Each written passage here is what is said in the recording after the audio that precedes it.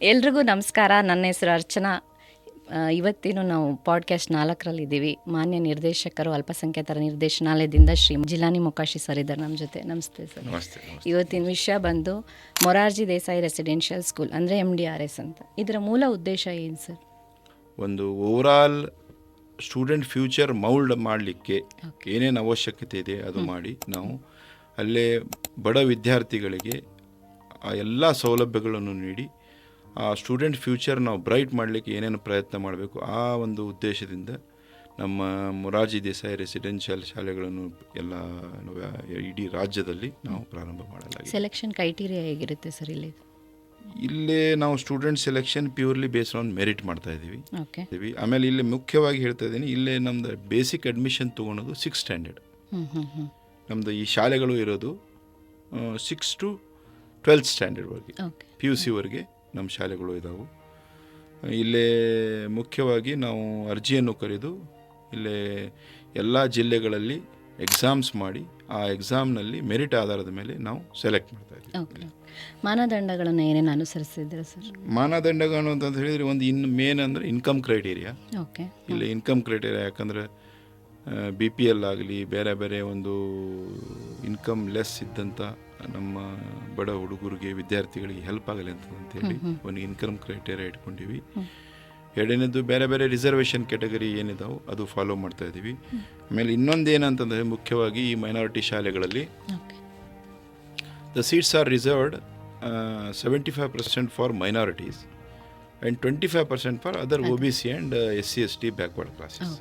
So ಈ ಥರ 75-25 ರೇಷೋದಲ್ಲಿ ನಾವು ಸೆಲೆಕ್ಟ್ ಮಾಡ್ತಾ ಇದ್ದೀವಿ. ಶಿಸ್ತು, ವ್ಯಕ್ತಿತ್ವ, ಆತ್ಮವಿಶ್ವಾಸ ಯಾವುದಾದ್ರು ಅಲ್ಲ, ಇಲ್ಲೇ ಅದು ಒಂದೇ ಅಂತಂತಲ್ಲ, ನಾವು we are trying to mould the future of the student.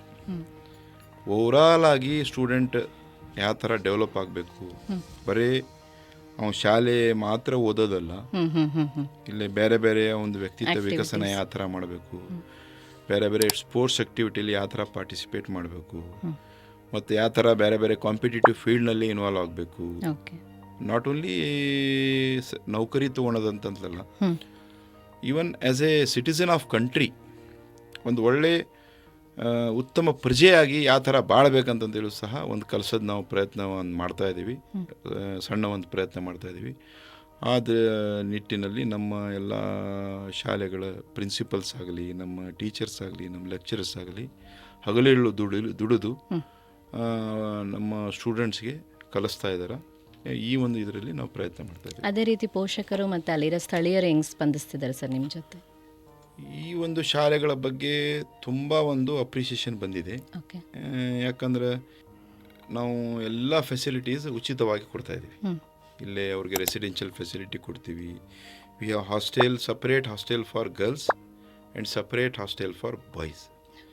ಆಮೇಲೆ ಅವ್ರಿಗೆ ಒಳ್ಳೆ ಒಂದು ಅಕಾಡೆಮಿಕ್ ಬ್ಲಾಕ್ ಇದೆ, ಅವ್ರಿಗೆ ಕಂಪ್ಯೂಟರ್ ಲ್ಯಾಬ್ರೋಟ್ರಿ ಇದೆ, ಸೈನ್ಸ್ ಲ್ಯಾಬ್ರೋಟ್ರಿ ಇದೆ, ಆಲ್ ಫೆಸಿಲಿಟೀಸ್ ವಿ ಹ್ಯಾವ್. ಹೀಗಾಗಿ ತುಂಬ ಬೇಡಿಕೆ ಇದೆ ಇಲ್ಲಿ. ನಾ ಆಗಲೇ ಅಡ್ಮಿಷನ್ ಬಗ್ಗೆ ಹೇಳ್ತಾ ಇದ್ದೆ ತಮಗೆ. ನಾವು ಈ ವರ್ಷ ಅರ್ಜಿ ಕರೆದಿದ್ದು ಸುಮಾರು 56,000 ಅರ್ಜಿ ನಮಗೆ ಬಂದಿದ್ದು ಫಾರ್ 10,000 ಅಪ್ಲಿಕೇಶನ್ಸ್. 10,000 ಅಪ್ಲಿಕೇಶನ್ಸ್ಗೆ we have received 56,000 applications. So ಆ 56,000 ಅಪ್ಲಿಕೇಶನ್ಸ್ ಪೈಕಿ ನಾವು ಬರೀ 11,000 ಸ್ಟೂಡೆಂಟ್ಸ್ಗೆ ಆಯ್ಕೆ ಮಾಡಿ 6th ಸ್ಟ್ಯಾಂಡರ್ಡ್ಗೆ ಅಡ್ಮಿಷನ್ ಮಾಡಿಸಿದ್ದೀವಿ.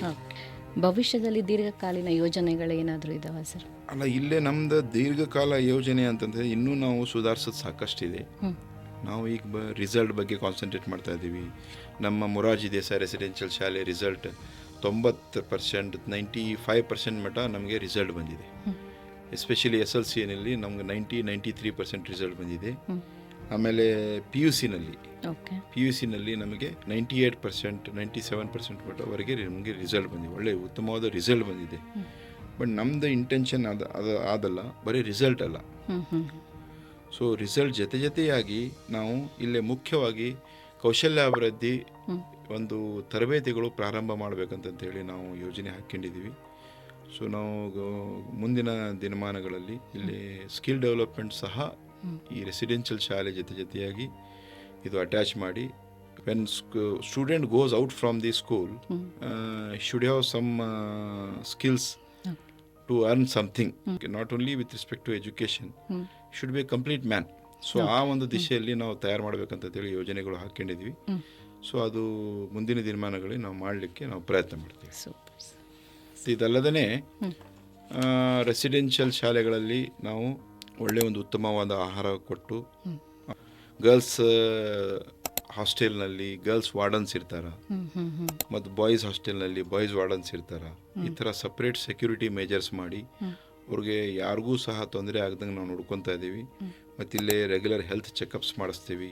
ಮತ್ತು ಏನು ತೊಂದರೆ ಆದರೂ ಸಹ ಮತ್ತು ಪೇರೆಂಟ್ಸ್ ಮಾತ್ರ ಬಂದರೆ ಅವ್ರಿಗೆ ಹೊರಗಡೆ ಬಿಡೋದಾಗಲಿ, ಅವ್ರಿಗೆ ಭೇಟಿ ಆಗೋದಾಗಲಿ ಅವೆಲ್ಲವೂ ಸಹ ಸ್ಟ್ರಿಕ್ಟ್ಲಿ ನಾವು ಮಾನಿಟರ್ ಮಾಡ್ತಾಯಿದ್ದೀವಿ. ಇನ್ನೂ ನಾವು ಸೌಲಭ್ಯಗಳು ಉತ್ತಮ ಮಾಡಬೇಕಂತ ಹೇಳಿ ನಾವು ಪ್ರಯತ್ನ ಮಾಡ್ತಾಯಿದ್ದೀವಿ. ಅದು ಸಹ ನಾವು ಮಾಡಿ how best we can give the facilities to the students, ಅದು ನಾವು ಪ್ರಯತ್ನ ಮಾಡಬೇಕಂತ ಹೇಳಿ ನಾವು ಮಾಡ್ತಾಯಿದ್ದೀವಿ. ಆಮೇಲೆ ಈ ಎಲ್ಲ ಶಾಲೆಗಳು ಇಂಗ್ಲೀಷ್ ಮೀಡಿಯಮ್ನಲ್ಲಿ ಇದಾವೆ. ಆಮೇಲೆ ಒಂದು ಲ್ಯಾಂಗ್ವೇಜ್ ಉರ್ದು ಸಬ್ಜೆಕ್ಟ್ ಇದೆ, ಅದು ಒಂದು ಒಳ್ಳೆ ಸಂಗತಿ ಇಲ್ಲಿ. Urdu language also third language ಇದೆ ಇಲ್ಲಿ. ಸೊ ಹೀಗಾಗಿ ಉರ್ದೂನೂ ಕಲಿಸ್ತಾ ಇದ್ದೀವಿ ಇಲ್ಲಿ. ಮತ್ತು along with English medium schools 6 to 12 standard English medium schools ಮಾಡಿಸ್ತಾ ಇದ್ದೀವಿ. ಸೊ ತಾವು ದಯವಿಟ್ಟು ಎಲ್ಲ ಪೇರೆಂಟ್ಸ್ ರಿಕ್ವೆಸ್ಟ್ ಏನಂದ್ರೆ ತಮ್ಮ ಮಕ್ಕಳಿಗೆ ಇಲ್ಲೇ ತಾವು ದಾಖಲೆ ಮಾಡಿಸಿ ತಾವು ಒಂದು ಉತ್ತಮ ಭವಿಷ್ಯಕ್ಕಾಗಿ ತಾವು ರೂಪಿಸ್ಬೇಕಂತಂದೇಳಿ ತಮ್ಮ ಎಲ್ಲ ಪೇರೆಂಟ್ಸ್ಗೆ ಕೇಳ್ಕೊತೀನಿ.